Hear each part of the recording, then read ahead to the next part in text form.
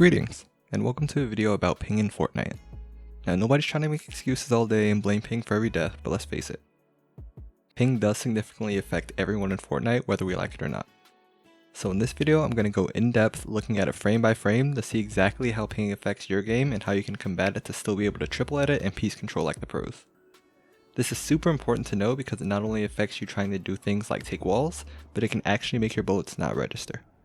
Now, I'm not going to go into the obvious. We all know that the lower the ping, the better your odds are of taking the wall first try. The first place where you should factor ping into how you play is when you're swapping builds while turbo building. Let's say you're trying to get a stair in someone's box and take the wall at the same time. You break the wall, immediately try to place the stair, then immediately try to swap to the wall.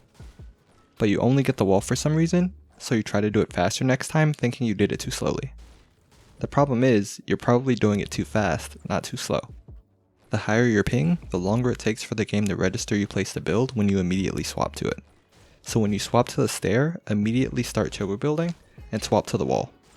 It only places the wall because you swapped off the stair before the game registered your attempt to build it. So if you want it to work, you have to wait a little bit longer before swapping to your wall. In this first example, I have 26 ping, and you can see it takes 6 frames from the moment I take out the stair for it to appear.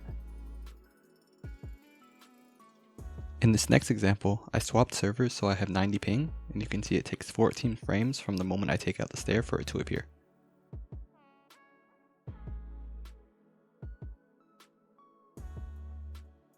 In this last example, I have 224 ping, and it takes 30 frames from the moment I take out the stair for it to appear.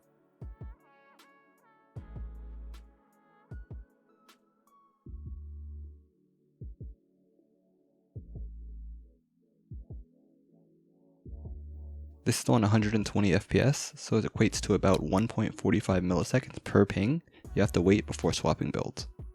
So if you have 10 ping, you'd have to wait 14 milliseconds, 50 ping is 72 milliseconds, and so on. But this only happens when you first swap to your builds. You can see here I can place a stair, cone, and floor with almost no delay between presses, even with over 200 ping, since I already had out my builds. But there's an additional delay to take into account between edits. To test this, I've bound edit to scroll wheel on a Logitech G502 so that I can repeatedly press the key as fast as possible. Then I set up the edit but didn't confirm it. Then I just scroll and wait to see when the first frame the next edit starts is.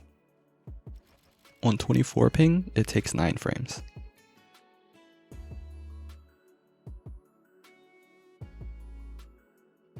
On 96 ping, it takes 16 frames.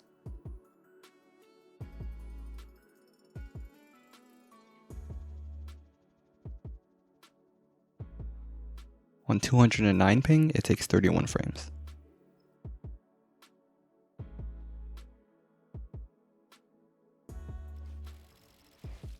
This data is so similar to the building delay that I think it's safe to assume it's the same delay.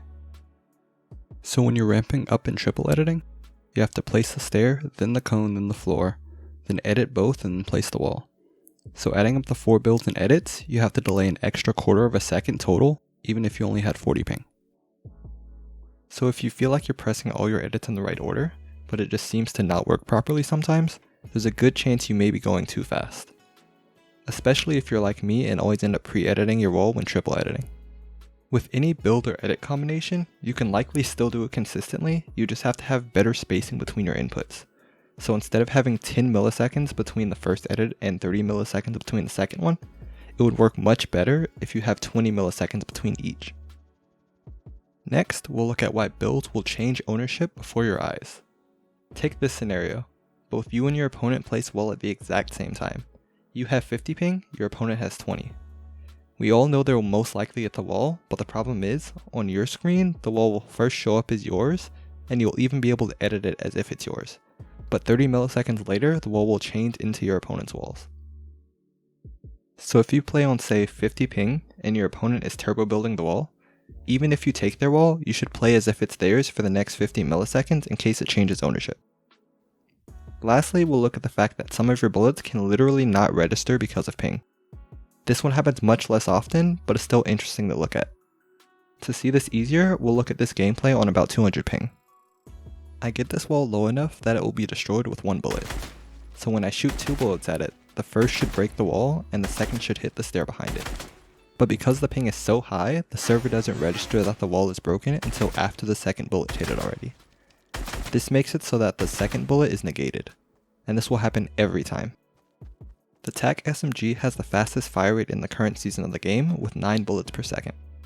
This means there is a 111 millisecond delay between each bullet.